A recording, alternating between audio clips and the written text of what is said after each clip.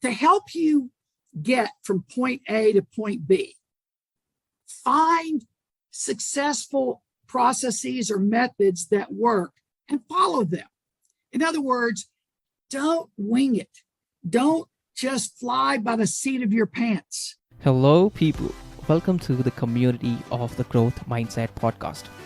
Guys, if you are a first-time listener, don't forget to subscribe on whichever platform you're listening from so that you don't miss on more interesting episodes coming up in following weeks.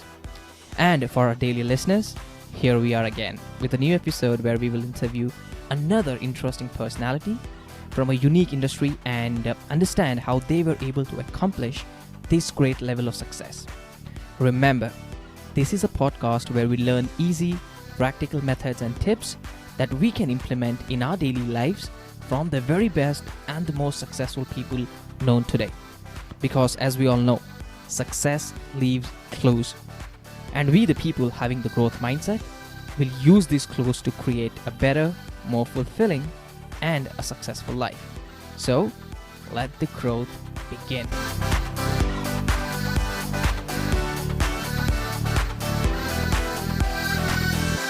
Awesome. First thing first, Mr. John Keats, thank you so much for taking your time out and joining us on the Growth Mindset podcast. It is a pleasure to have you here. Well, thank you very much. It's a pleasure to be with you. Awesome. So, Mr. Keith, a lot of my folks, basically my listeners who listen to my podcast are primarily from sales. So a lot of them basically may recognize you the moment I say Mr. Keith. But for folks that have not heard about you or hearing to you for the first time in India specifically, would you like to give them, let's say, a quick introduction about yourself, please? Sure. Well, first of all, Irshad, I've been a salesman my whole life. Okay. And I think that's a very honorable profession. I want to encourage everybody that is participating or listening to adopt that philosophy. It's an admirable profession. One of the things that I ask almost every audience when I begin speaking is, I ask the question, how many of you would like your children to grow up to be salespeople? Now, if you stop and think about that question, a lot of the parents might say, well, how about a doctor or some other profession? But the reality is, the profession throughout the world has had somewhat of a negative stigma, right, about what salespeople do or what they are. I have dedicated literally my whole life to almost changing that perception, where the focus is not on the salesperson, but the focus is really on the customer, right? In other words, if you think about a physician, why do we go to a physician? Because we've got something wrong with us, or we think we want something diagnosed. We're looking for answers or ways to solve these problems. That's very much what a salesperson really should do, right? So with that philosophy, I began my career in the 70s selling software, large manufacturing software systems here in the US. And from there, I had a lot of success doing that, was very successful in both in terms of the results for my company, but results for me. I was selling what we call large ticket items, large software systems. And so I was able to make quite a bit of money. I don't have a problem with making money. I love to make money, okay? But more importantly, not just about me, but what it can do for others, right? And if you'll adopt that philosophy in the world of selling, that it's not about me, it's about somebody else, I believe that you will be well taken care of, all right?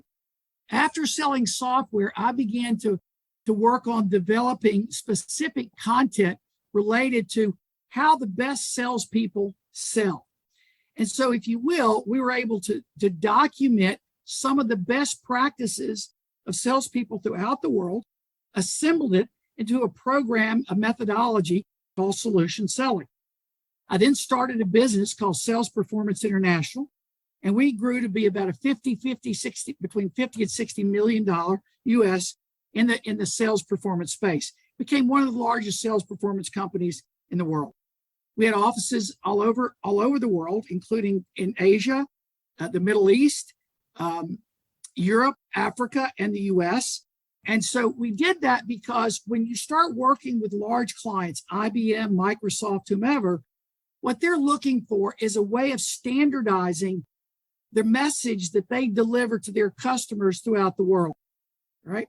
And in doing so, the idea of that is so that the benefit of doing this somewhat standardization approach, that doesn't mean everybody's just alike. We're not creating robots. But what you're really doing is you're creating an approach with customers that they know that you're different based on how you sell. Okay. Now, having done that, the benefit to the client, in essence, there's strong benefit to the individual seller. But the benefit to the client, to the selling organization, is that they can predict their revenues. You can define where you are in your sales process. You can assign predictability. You can automate it if you want.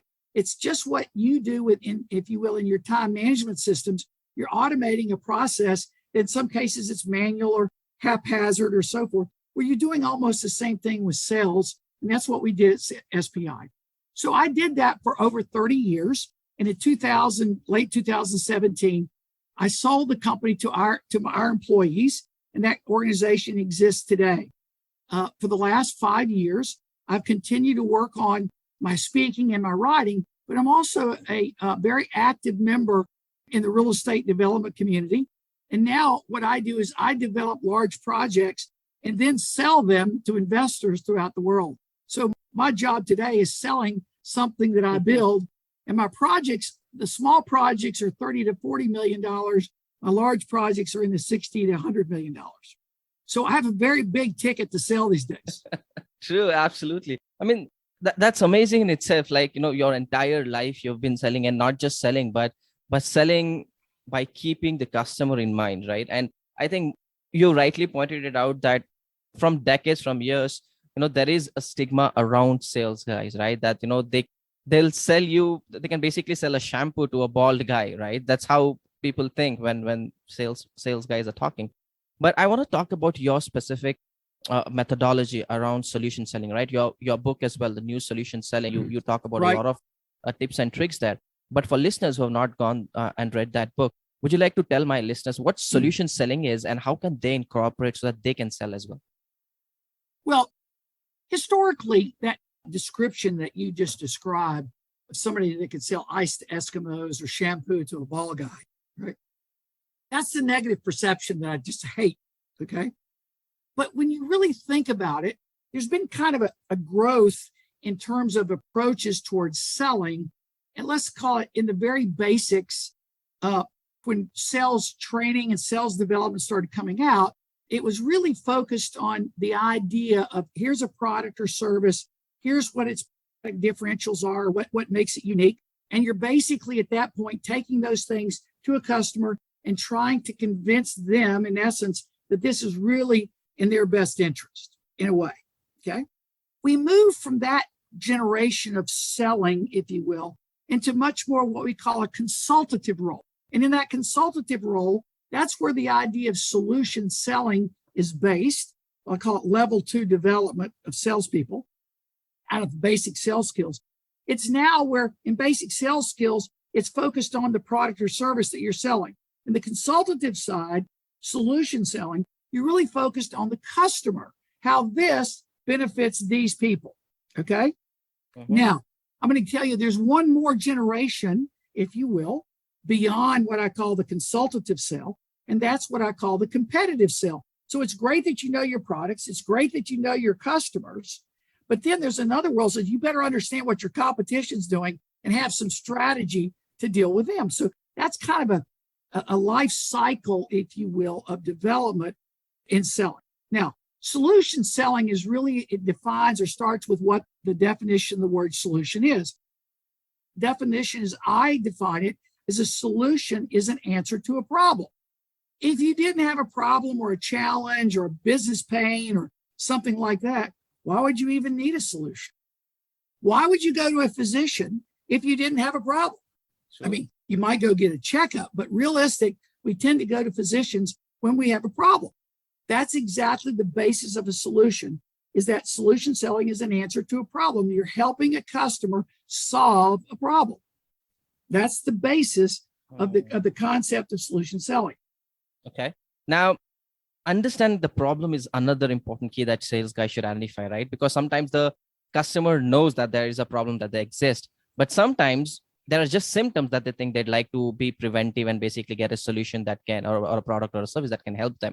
But how can sales guys actually identify if the customer is being or has those barriers, right? Because obviously some of the perception of the sales guys, they have those barriers wherein they don't want to reveal what the real issue is, real problem is. How can sales guys identify that, okay, this is the problem?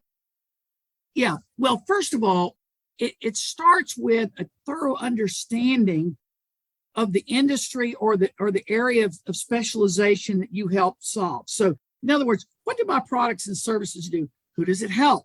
Okay. So once we identify who those key players are, now we need to begin to build a database of the particular players. So whether it's the chief financial officer, somebody in HR, somebody in manufacturing, who are those key people? And then we begin to identify what their typical problems are. What are they measured on? What are they held accountable for? Okay. Now, it's then and under that scenario, when you understand what we call the customer situational issues, we define those issues, and now we begin to diagnose those issues, right? Biased toward the products and services we have. But then the bigger thing for most salespeople is, how do I get them to tell me they got these problems? Yeah. Right? Yeah.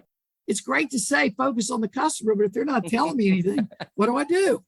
True. So one of the key skills today in the world that's very important, and I call it more of a competency, it's a knowledge and a skill, which I call a competency, is the idea of stimulating their interest in talking to you. And the very best thing that I've ever found to help do that is telling stories. Right? So whether it's in writing, if you write them a letter or an email, and I'd like to tell you a story. Here's a person that we've been working with, and this was their typical situation.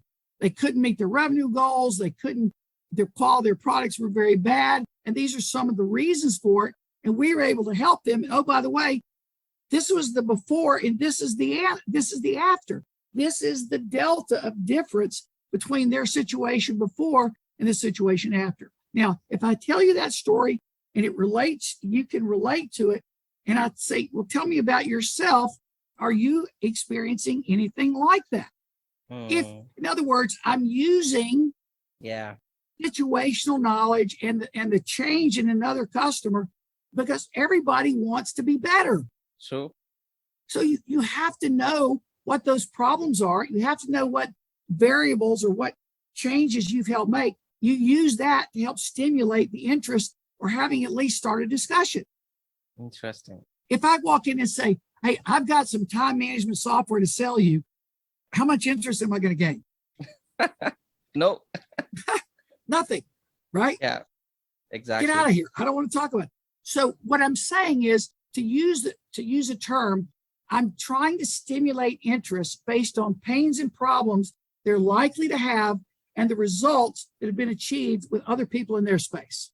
Now, here's the point. If you can't get any interest with that person or that organization around those kinds of things, you know what you should do? Go find the next one. Awesome. Because the basic premise is no pain, no change. Yeah. We often say no pain, no gain, but no pain, no change. Because they're not going to change if there's not a problem. They don't just do things for no reason. True. I like the point you've mentioned, Mr. Keith, around, keeping the basically leading with the story, so that way you're sharing something and then you're opening the room also for a discussion, right? Because now what you're actually doing is you kind of first, you are also building a credibility, stating you understand that you work customers like themselves, wherein they were facing issues and this is how we've solved it. It cannot be the same problem that this organization may be facing, but at least there are similarities, and they may say, you know what, yeah, at least he understands what we basically have. And then maybe they may open up and then basically state that this is what my issues and problems are. Yeah. So hearing that, one of the things in one of the books that I helped write was called the Solutioncentric Organization. And what that's really talking about is that if the development and the marketing side of an organization is not focused on the customer, but we want the salespeople to go focus on the customer, you have an organization that's dysfunctional. Love it. So we need to build products and services that are targeted towards certain problems or situations. And then we put the messaging around, here are the issues that are out there today. And this is what we're doing to help solve these issues for these kind of people. That's a great message. Yeah. Yeah. right? And I also love the fact as to how you just mentioned that the product team themselves having to be in line and thinking about the problem rather than creating a product and telling the sales guys go and sell this, right? Because now Yeah, everyone is yeah, working together to solve a problem. yeah. So I've really learned more about this, believe it or not, because I actually have a degree in marketing as well as a degree in management.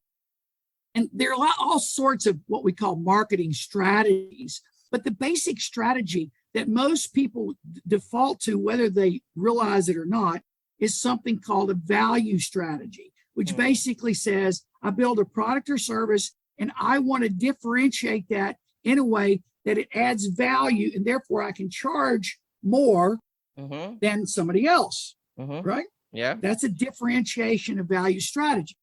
However, what most people fall into is what I call a low-cost provider strategy. They build a product or service, they think it's value, but they ended up competing strictly on price to make their numbers. Okay. So the idea is organizationally, what we want to do is from the very beginning, define problems and then create products and services that are unique or different, that have, even if it's small differences, and then market the hell out of those differences. True. Really, it's it's not overly hard. Now, let me go a specific example in the world I play. I'm now a real estate developer of large development projects, large multifamily units, that sort of thing. And they're all over the place, and it's growing rapidly, right? And you're investing millions upon millions of dollars to create these structures and hoping that people will move there, right? True. Yeah. But think about this. So from the very beginning, I try to find out what's in the customer's mind today. What problems are they having where they're living right now? Is it their Wi-Fi is not strong? Is it that, right? They can't get electricity. They can't, whatever the issues are. And then I go build those into the development. Now, when I go to the marketplace, I'm saying, look at how we're different. And oh, by the way, don't you want this? And they go, yes. I said, well, this is what you have to pay to get it. I'm building the differentiation before I go sell it. Makes sense. And how do you figure out that problem in the first place, Mr. Keith? For example, you know that, okay, these are the problems, but what are some mechanisms wherein we can find out as an organization that, okay, these may be the problems and these are our value differentiators. But how do we identify those in the first place? Well, first of all, that's what I call feet on the street. You've got to have people talking to people and asking them, or even doing basic market studies or market research so that they don't feel like you're trying to sell them something. Yeah. Okay. The minute they think you're trying to sell them something, they go, whoa, Yeah. stop. Right. So I encourage marketing organizations to do research, do all kinds of canvassing. And then if you have user groups, right? Do you have user groups? Yeah. Right. So in these user group communities, or when they have meetings, go through that, have a brainstorming session that says, hey, look, issues are, and then you start then you start marketing to those things. It's you do it somewhat what I call bootstrap. Yeah. Now, what are some issues that you've noticed organization? Because I know a lot of organizations use this word solution selling. We believe in consultative selling and solution selling, but that may not be the case. I'm sure you would have come across a lot of organizations that believe they're selling through values and benefits, but where are the companies deceiving themselves? What are some issues that you've noticed that they're not actually selling through solution, but primarily concerned about numbers? How can we identify? Yeah. Well, first of all, let me back up for a second and say that their intentions are good. They're not, right? Their intentions are good. True. Okay. The term, as we talk about solution or consultative selling, is a good term, but the whole organization isn't in support of that. If these people over here in development are just building whatever the best product they can build, but it's not targeted to solving some specific problems, you're just adding more stuff that costs more stuff, and it's not doing much for the customer. Okay. So think about this. If I ask salespeople, and I do all the time, do you sell solutions? And they say, sure, we do. And I say, name the solution that you sell. And what did they tell me almost every time? The name of a product or a service, right? Now, if I ask a customer, are you interested in a solution? They say, absolutely. And I say, what does a solution look like? They never say the name of a product or a service. The solution I'm looking for helps me create more, sell more, make more money, improve efficiency, right? That's the solution. The solution is something that brings change to a customer's issue. A solution is the product that you provide may enable that to happen. The solution is not the product or service. So we've got to get ourselves wrapped around the idea, right, that a solution is really about the customer, not about my product or service. Wow. True.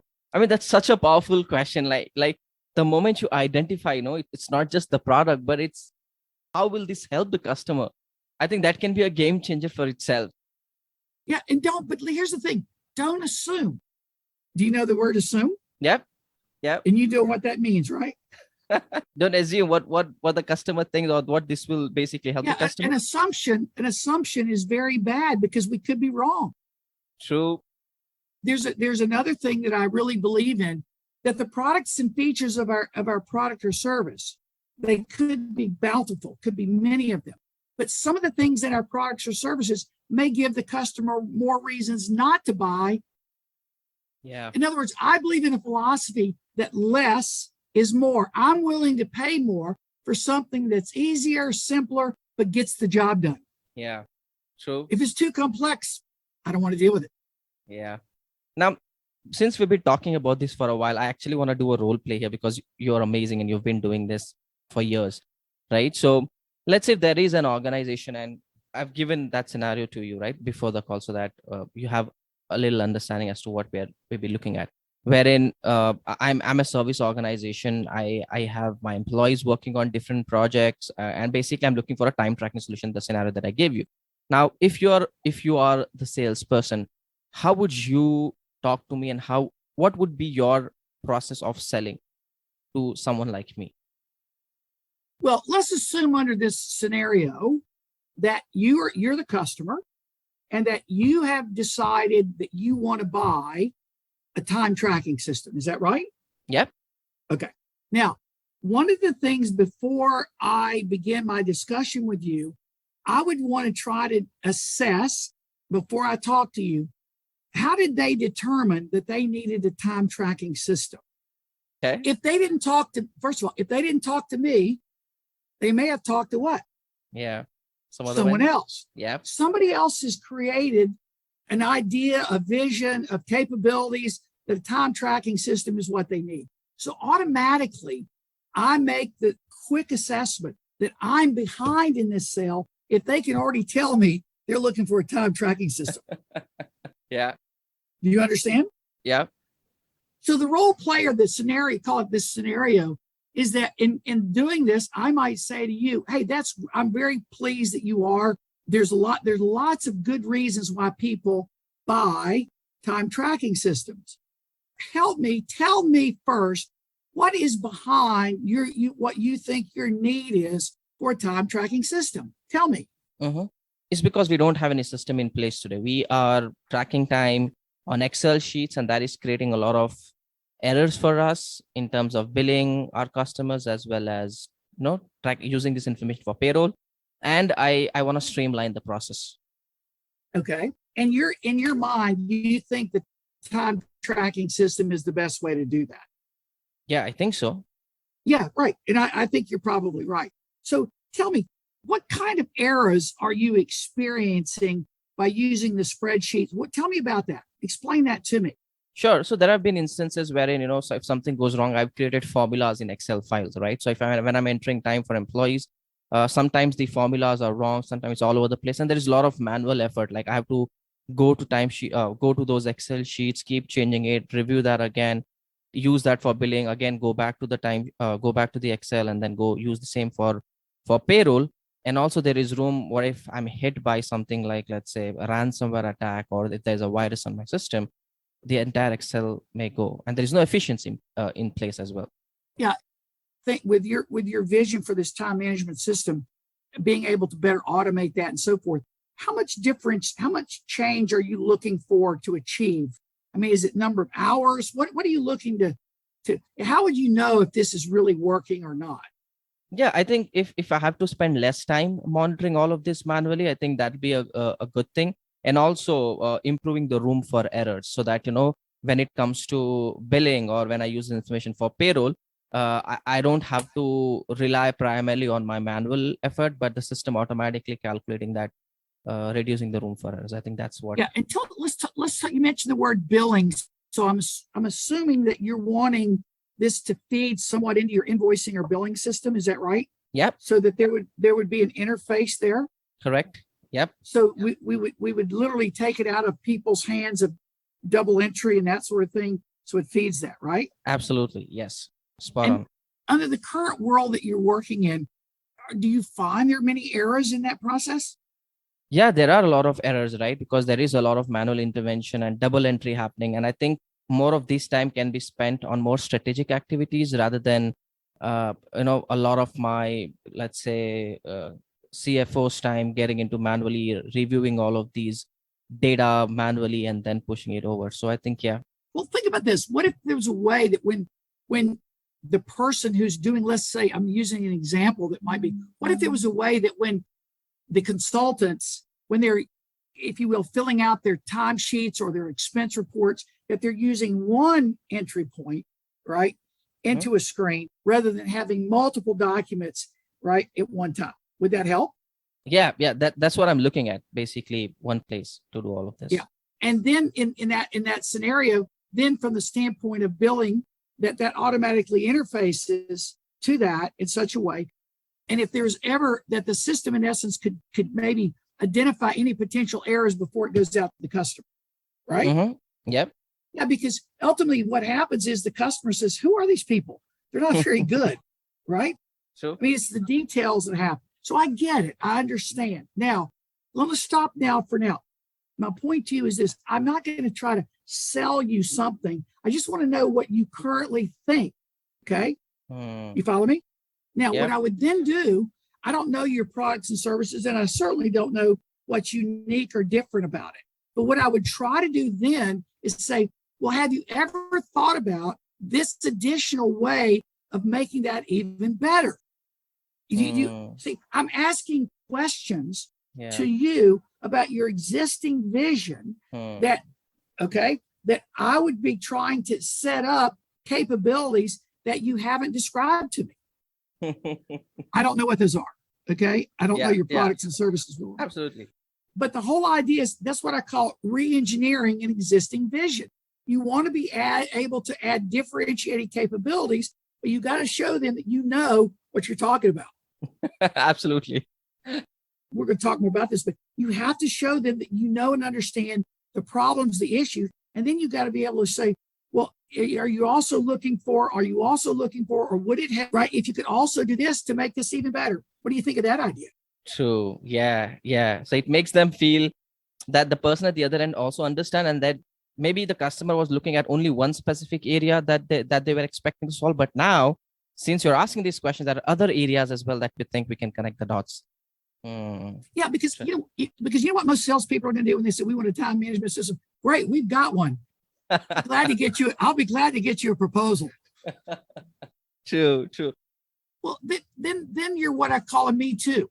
You're just a Me Too vendor that they're using you to justify the decision they've already made. Yeah. All they want from you is a price. Exactly. I love these portions that you've spoken about, and I think not just anybody who's listening to us, not only time tracking system, but any other organization that basically has, let's say, a SaaS offering or any other product or service. I think that's a good framework that people should be following, especially sales guys, like rather than looking at selling your product, asking questions to understand where is the customer coming from, what is his thought process, and then basically proposing, as you stated, the solutions, or what if we could do this, what if we could do that, how could we connect this with this, right? And then proposing more solution to what the customer was initially expecting. Right. That's where I add value. If a salesperson doesn't do that, they're not doing a good job. True. Spot on. Now, I want to ask you one other follow-up question on this. Now, we've spoken some of these traits that I think are tied to even sales guys becoming really good also, right? So what are some traits or some skills that you've noticed great salespeople have versus the average salespeople? And how can those average salespeople become great salespeople? Well, I think first of all, the word great is a fantastic word, but great for you might be different than great for me. Okay. I am I'm not an overly religious man, but I do have a religion. And I believe that in the Christian religion, that Christ was the greatest salesman of all time. Okay. Uh-huh. Think about it, whether you're Christian or not, but the idea that somebody came and he's convinced all these people, right? This is what you should be doing. What an awesome idea. Yeah. Okay. What a great salesman that was, right? And so in our country, in our culture, there was a particular man named Martin Luther King who was a minority. Yeah. Yeah. And in his world, his idea was he had a vision. I have a dream. Yeah. Famous speech. That someday, right, my children will be judged based on their character, not based on the color of their skin. He created a vision. Yeah. Right. So the idea that what's great in selling is that person that can help really, really generate and help people at a level that helps them and maximizes whatever it is that they're representing. Okay. Now, that's when people, the next time they're interested in something that's in and around your area, guess who the first person they call? Yeah. You. True. Okay. People don't care until they know how much you care. You understand? Your children don't care until they know how. You can say all day, I love you, but you got to show them that you love them, right? Being great is really about how much you give, not how much you receive. In selling, it's the same way. It's not about what's in it for me. It's about what's in it for you. Totally makes the difference. And here there's another line that I think this conversation can go, and I think this is important to talk about as well. Identifying what is important for the customer. Now, let's say the sales guy who knows that this is one of the major problems of the customer. Maybe my solution is not going to address what exactly is the customer looking out for. What is the right? I know what's the right thing to do because the kind of conversation we are having, I definitely understand where you headed.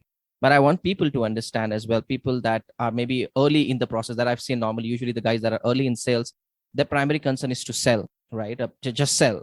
But people, as they progress in this industry, they get more and more clarity on how they should be selling. But when a sales guys identify that, okay, this is not the right solution for the customer, what do you think sales guys should do at that point of time? Go find other opportunities. Now, here's the big problem. The real big problem is that we don't have enough in our pipeline to get the results coming out. Okay. Yep. So therefore, all salespeople are accountable for making some numbers. You understand? Yeah. So you have to have a model. That just what happens in the book. I describe this with the sales funnel, is that there's formulas that will tell you how many new opportunities you have to have in based on probability to get this number out. True. Okay. And we put so much pressure on the ones that are in there because if I don't get them, I don't make my number. Exactly. The problem is not a closing problem. The problem is more people in the pipeline. Love it. Okay. People in. So therefore, when you find those opportunities that it doesn't really match perfectly, then one of two things. One, you walk away, right? Be honest, walk away. Or two, you say, look, here's what we can do, and try to find other capabilities that maybe you can partner with that can bring an element to that. That truly is a solution, right? Yeah. Where it may be multiple components. In many cases, it's not one thing. It could be multiple things. True. That's why services are so important, because not every piece of software, not every system is going to do everything, but the people working with it can adapt it or make it work in situations. True. Now, I know we are coming to the end of the interview, but there are basically two questions that I do want to ask you. The first one being, that's all the topics that we've discussed around sales and how people can become a great salesman, having the solution in mind and then creating solutions and then selling it. Anything that we have not discussed during this interview that you think is also important for the sales guys to basically know? Yes, I really believe in process or process, process in English. In other words, a large building. What's the probability that large building comes in on time and within budget if there's not a plan? True. It doesn't, zero probability. So in most approaches of things, there's project and project management that's required. Sales is no different. Okay.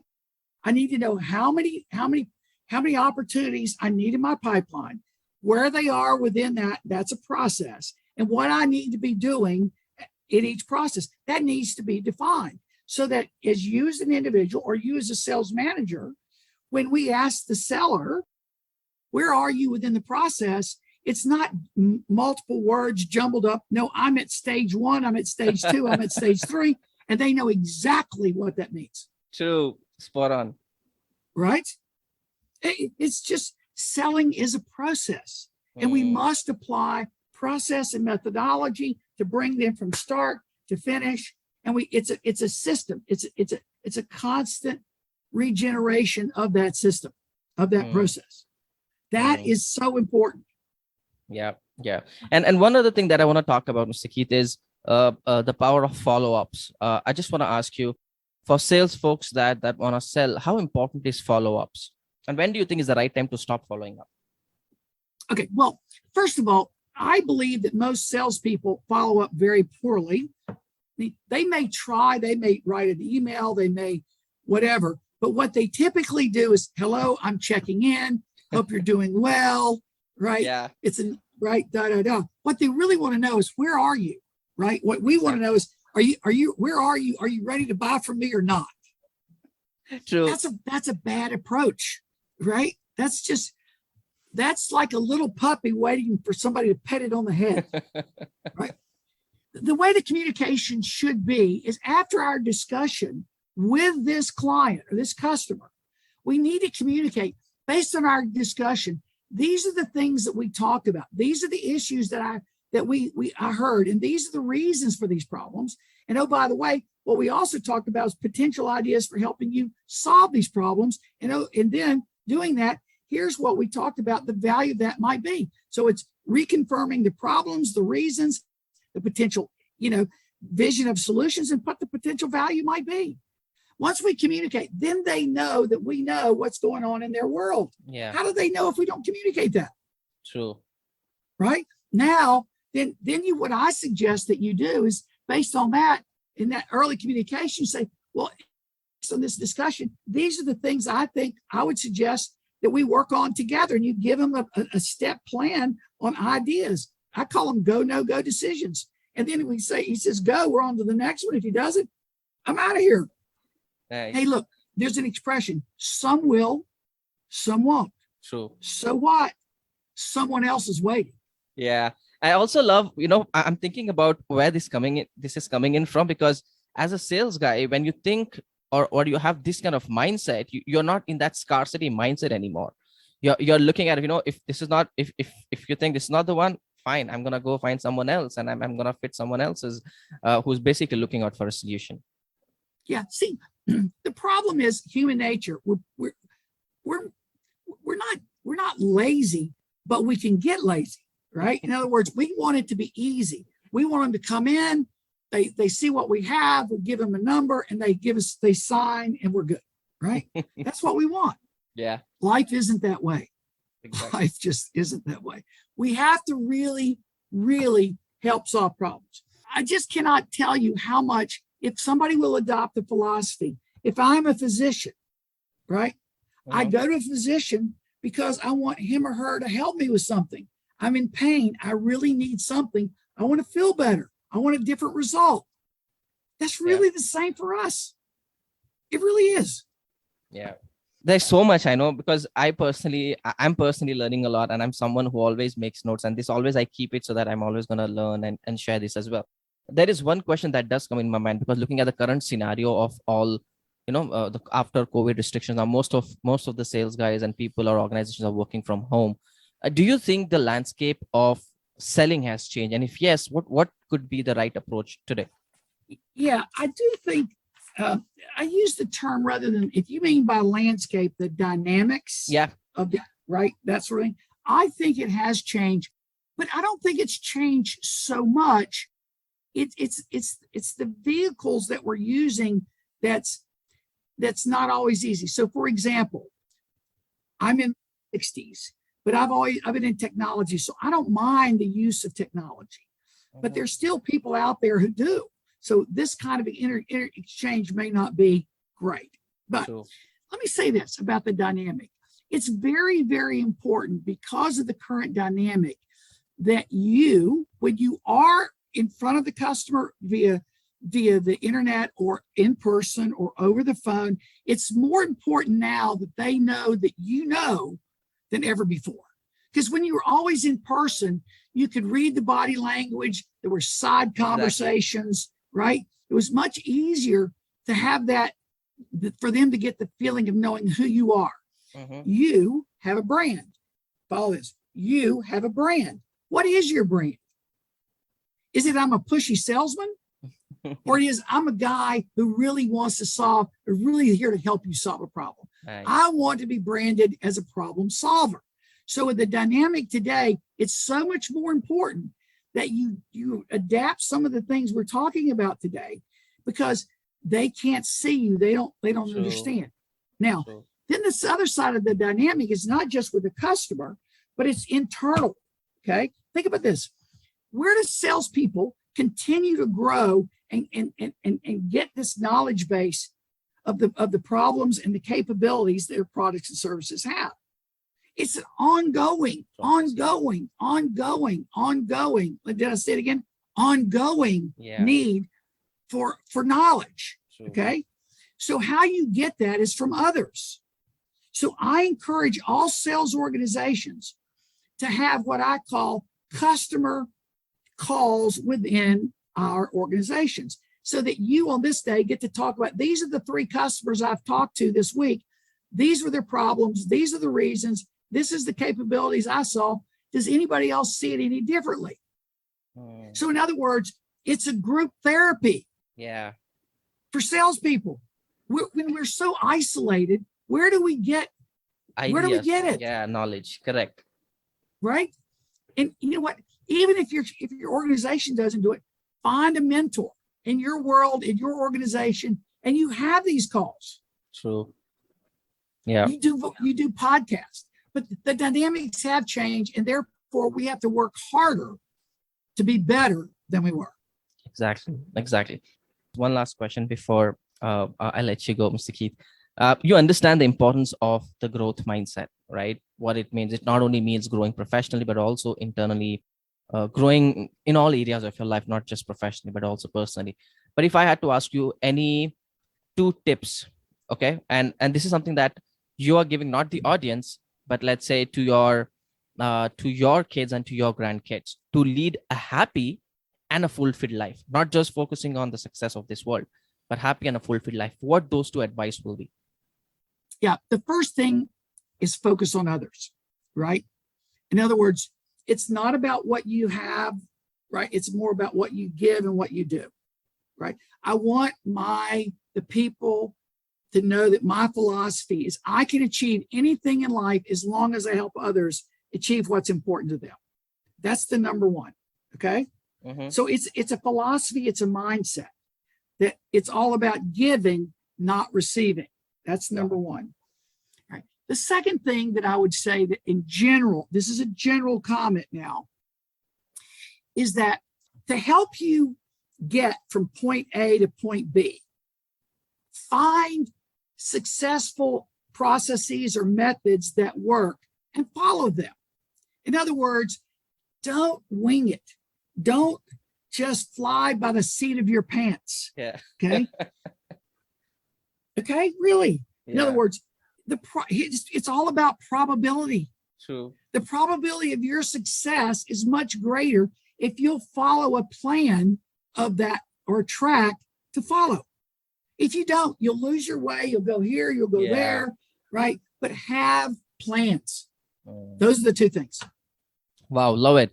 Thank you so much, Mr. Keith, for taking your time out and joining us on the Growth Mindset podcast. It was an honor to have you here. Hey, it's been great. Thanks for letting me be here. This brings us to the end of this episode, and hope you at least had one takeaway from this interview. If you have any questions or want to talk to me personally, you can find me at www.silawathirshad.com. See you soon.